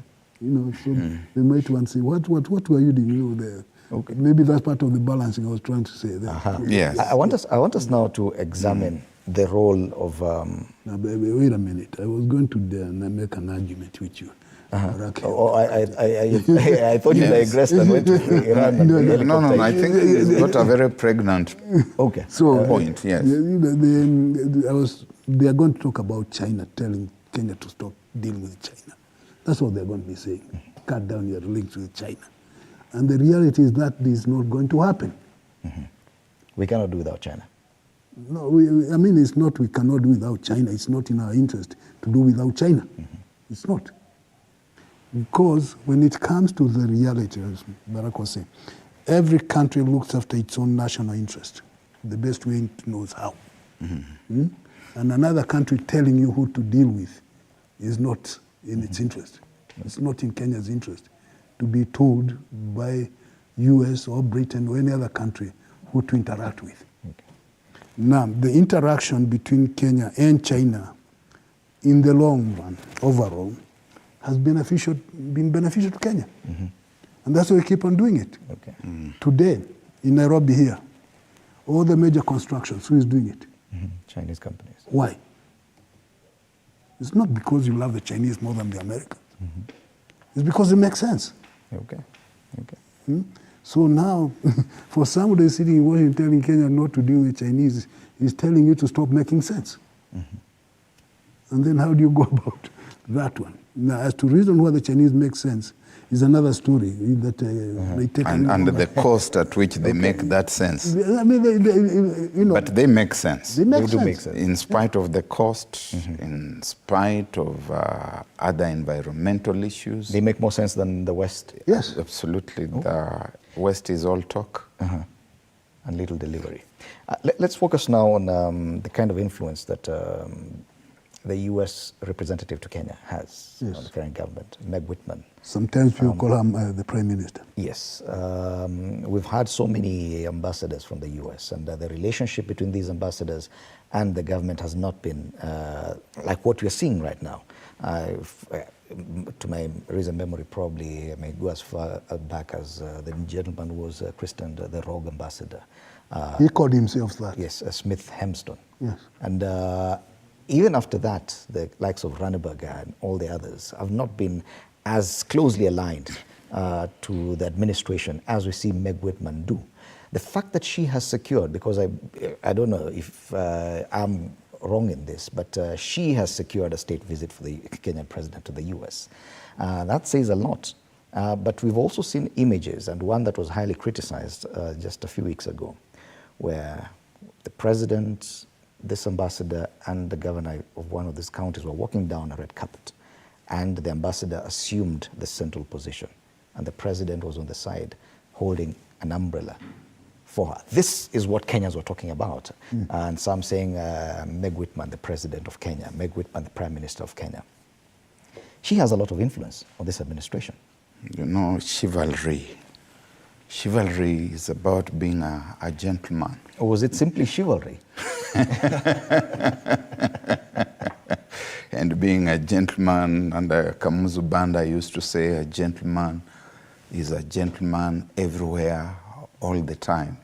And so if it's raining and you're a gentleman and you have an umbrella, you are the president. Never mind if other people are supposed to hold the umbrella for you. It was not even about the umbrella, the position. Yeah, ladies first. Okay. It's ladies first is part of chivalry. But that said and done, I think Meg Whitman has a very specific agenda. She belongs to the private sector, ideally, and nothing could demonstrate better than her appointment to Kenya as ambassador. The central role of industry in diplomacy, of commerce, in diplomacy, whether it's commerce of the kind that we used to call the long-distance trade, the trans-Saharan trade, or the triangular Middle Passage trade. All those have got aspects of diplomacy, sometimes of a fairly primitive nature. But we know that Meg Whitman is from the Silicon Valley. We know that she belongs to ICT, to the digital space, to the cyberspace, and we know that the digital technology is constitutive of the wheels on which the world is now riding and on which the future is going to ride, that the engines of commerce, of industry, of trade are going to be in that space.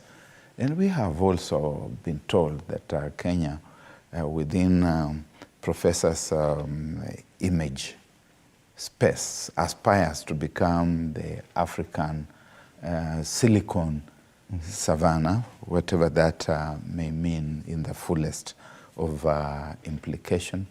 Also a gateway to not just East Africa, but increasingly to Africa, because you can actually enter Africa through Kenya to the port of Mombasa, transit all the way through Uganda, Burundi, or Rwanda, Uganda, Zaire, and find yourself on the Atlantic coast, yeah?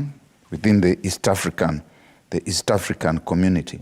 The East African community straddles the two coasts, the Indian Ocean coast and the Atlantic coast, and the best entry point is Kenya. So if you are thinking about influence within this context and spreading it further down south of the Zambezi and the Limpopo and so on, Kenya would appear to be a good entry point. And if you have a compliant regime, a friendly regime to your interests in the region, and which you could push a little northwards to touch on the Sahara, leave the Maghreb to manage itself and be managed differently, then you are in a good place, and you do not need to have an ambassador who works very hard to get the regime to visit Washington in under 24 months of its presence. The regime has its own image issues. It wants to sanitize itself, to gentrify itself within the international space, and to even claim that it is now the headquarters of Africa. And never mind that the peerage looks at it with suspicious eyes. So it's not just about Meg Whitman as such. It is a cocktail of converging factors. Yes. But the president, in his first address, once he landed in Atlanta, in his introduction of Meg Whitman, he made a joke. He introduced her as the U.S. ambassador to Kenya, or is it the Kenyan ambassador to the U.S.? He appears very beholden to her. And we have seen her influence, even in local politics, quite a lot. What is your assessment of her role here? Well, she should be given credit for being very assertive. And she was pinpointed by Biden. Okay. I've heard her say that, or read something that Biden called her. It's not every day that the president calls somebody, says, I want you to be ambassador someplace, unless there is a personal touch. She was perfect for the job. Yeah, I mean, she was perfect for whatever Biden has in mind for Kenya and for Africa. And that's why she was appointed, to come and do something. In fact, somebody who comes close to that was William Atwood, Yes. who was appointed specifically to Guinea and then to Kenya, because those were not to be trouble spots, to go and fix the troubles there. And they become, that sort of thing. So Biden had a mission for her here, and she has delivered. And one piece of evidence for delivery is the state visit. It's part of her a real good project. And that's why some people have been joking that she's the prime minister. And then the joke by the president, whether she's U.S. ambassador to Kenya or Kenya's ambassador to the U.S. I think it was well meant, but she's done very well in selling her version of Kenya to her version of America. That one she has done very well. The other person who comes to mind was the Rogue Ambassador himself, Smith Hemston. He wrote a book calling himself Rogue Ambassador. So it's not somebody that was given to him. He called himself that. He too, differently, campaigned to be ambassador to Kenya. Before George Bush was elected, they met somewhere, they knew each other, and he says, when you win the election, I want to be ambassador to Kenya. And so he came here with a mission that According to him, he came to help President Moi because he knew Moi before independence. Okay. The same way that he knew Odinga and Kiano. Yes. He said these were his buddies. So he was coming to the buddies.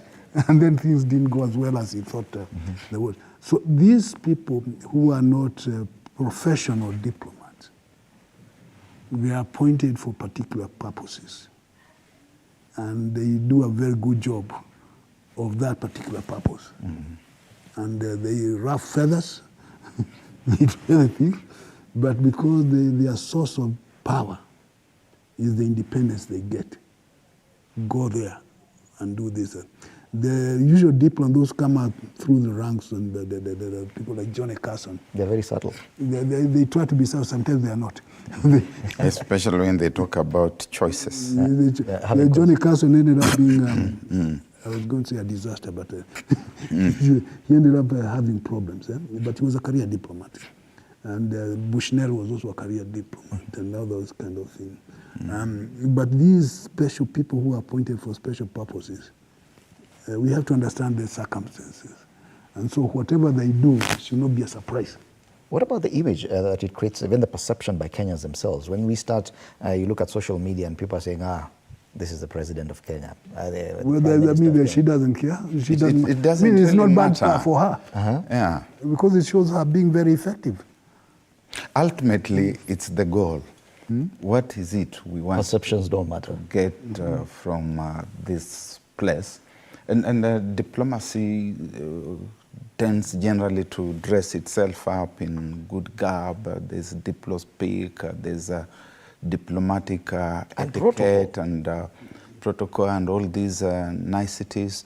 But all these are things which can be thrown Usually protocols are things to be followed by ordinary people. not for them.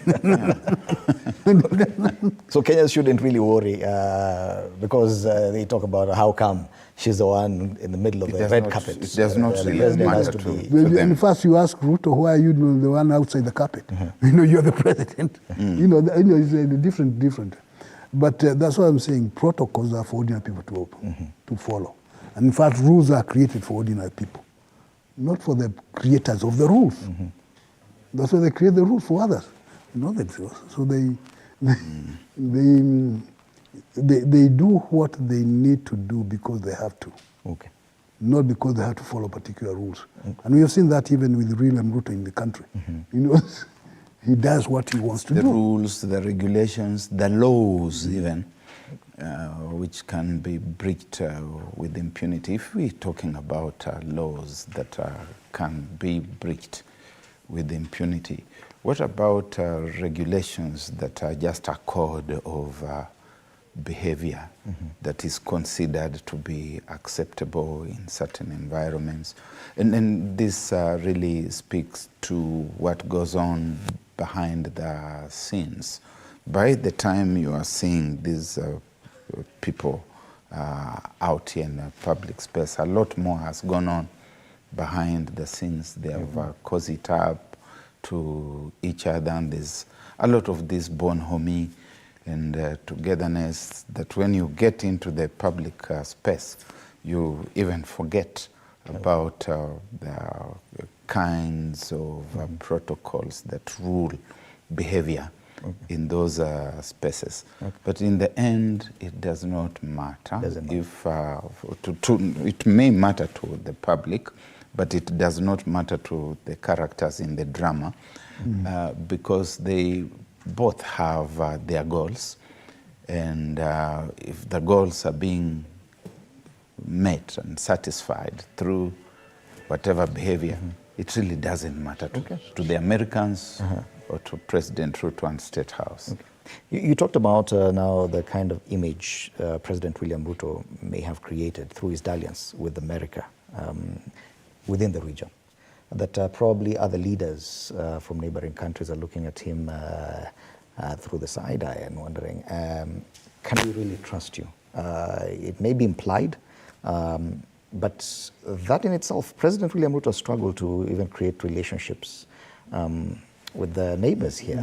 What is your assessment of that? The ruling philosophy with regard to image in this country is philosophy which you hear young people saying, utadu, utadu. Even for neighboring It doesn't matter countries. to the leadership of this country, and that has been our attitude for a very long time.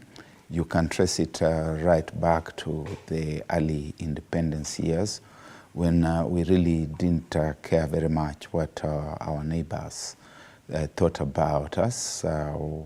Under the founding regime, the second regime, we are people who did business with South Africa at a time when the rest of the free world, African world, was trying to avoid that regime. We did business with Israel at a time when Israel was a pariah entity in Africa. We were part of the Entebbe raid in the mid-1970s. We spoke against apartheid from one end of our mouth, and on the other end ate the benefits accruing from the apartheid regime. We worked with Ian Smith in Rhodesia. Never mind that the continent, through the Organization of African Unity, were busy trying to unmake those regimes. Our relations with those entities eventually in the region led to the collapse of the East African community in the late 70s. We closed our border with Tanzania at some point. And so we tend to be very thick-skinned as Kenyans when it comes to what the region thinks about us. As long as it works for us. Well, see, like the president in Atlanta, the one picture they showed, which might sum up some of these things, is the president looking like a midget. Before that, and that was deliberate. You know, This O'Neill. Yeah, It is on the front page of some. He was brought there talking to a talk show. deliberately. That's the image that, he went to Atlanta to see. To show that this is what you are as compared to us. Does it matter when, because I've seen on social media Kenyans saying it's the equivalent of a president coming to Kenya and being introduced to some of Yeah, I mean, that's not a very good creators. image to Kenyans. And I think Kenyans are not amused by that. You know, it may be amusing to some people who are with the president, but to what you're noticing in the social media is a reaction to that picture. It's not a very good picture that being portrayed around. It's the equivalent to, in 1980, when Jimmy Carter sent Muhammad Ali to come and tell Kenyans to go to the Olympics in Moscow. And people say, what's wrong? You're insulting us? These small things do matter. They may appear... Yeah, of course, the image, what are you telling us? That the president can be ordered by a boxer not to do something. And actually, we obeyed. We obeyed, we didn't go, I mean, say because the Russians invaded Afghanistan, although the Americans tricked the Russians into Afghanistan so that they can. But when Muhammad Ali went to Tanzania, I think Nyerere said he's a good boxer.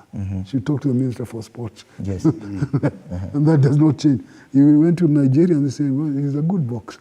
But that's not enough to make us change policy. Just because a good boxer has come and told you don't do something. So there is an image problem here. What kind of people are you? Is he trying too much? Is the president trying too hard to endear himself? Yeah, I think he's been trying too hard. He has a mission to be liked by Biden and the people in America. And in the process, then he overdoes it. You know? And when he overdoes it, then the repercussions are felt back here. Because he represents Kenya. So if Kenya looks bad there, Kenyans feel it. And some of those images are not very flattering. And of course, there is initially people are told that he was going to address the joint House of Congress, and something went wrong because the speaker for some reason had not understood the communication properly. So he said he was busy. The Congress was busy. So before some things are made public, they're announced, maybe there is need for a little more care. He was to address the Congress, now he's taking pictures with Steve Harvey. It was the excitement. Something is wrong with the planning team. Okay. Whoever it is, goofed somewhere. Okay. And the result is what we are seeing. Okay. And that the big thing, the biggest story is a picture with a giant in a talk show. You know, a giant... I have the final word on this. A giant dwarfs you. In communications, we talk about the non-verbal aspects of communications and the psychological factors and impacts.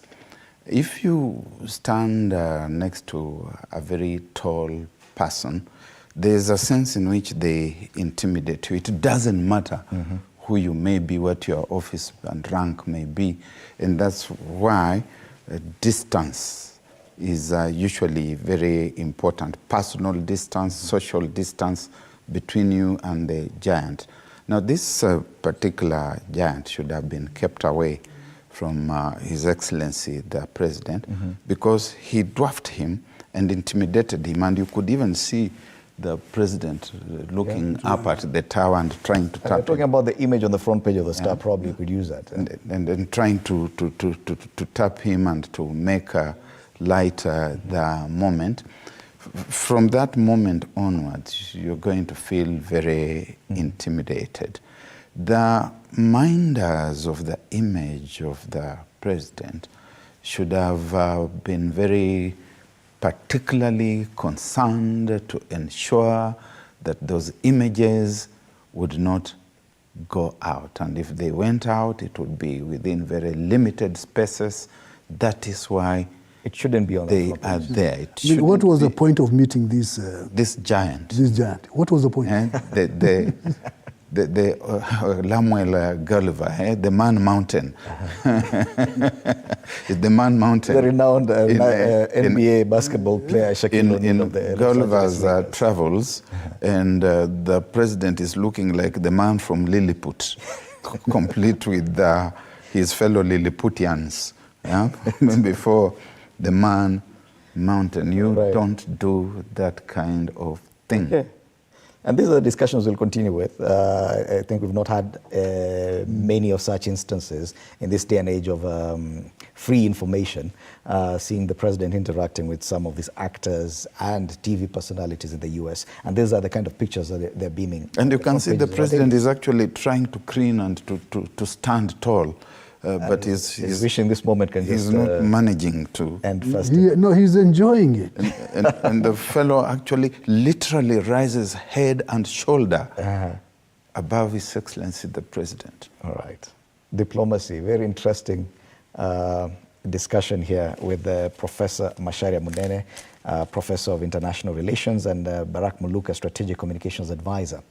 Looking at President William Ruto's state visit to the US. Today being the third day of this visit, we do expect that he'll be holding bilateral discussions with his host, US President Joe Biden. And we'll be bringing you details of that and a lot more as we go along. Thank you so much, gentlemen, for your time at TV47. All right. Asante sana. As we come to the end of this conversation, let me go to our editorial comment this morning to do with the Finance Bill of 2024. Now, Kenya's health sector is now staring at possible stagnation after an initial allocation of about 319 billion shillings in this year's budget was slashed by a whopping 219 billion. Ministry officials are now at a loss over how to implement the much-touted Social Health Insurance Fund, SHIF, on a budget of less than 100 billion. This is despite the fact that salaried Kenyans are being forced to contribute 2.75% of their gross salaries to fund the new health scheme. It raises serious concerns about the government's commitment to implementing some of its flagship programs beyond using the projects simply as tax collection bowls. The incongruity of cutting essential health funding while imposing new taxes for the same is glaring and troubling. Now, this significant budget reduction will adversely affect various critical programs, including the procurement of HIV/AIDS treatment, family planning and vaccine commodities, as well as free maternity services. The action further casts a shadow over the recently signed return-to-work agreement with doctors through their union KMPDU. Without allocated funds, the deal signed between the medics and their employer, the ministry, will not even be worth the paper it is written on. The National Assembly's Health Committee is already seized of this matter. It is reported that both the committee chair and its members collectively expressed shock and dismay at this absurdity. Hopefully, this unanimous condemnation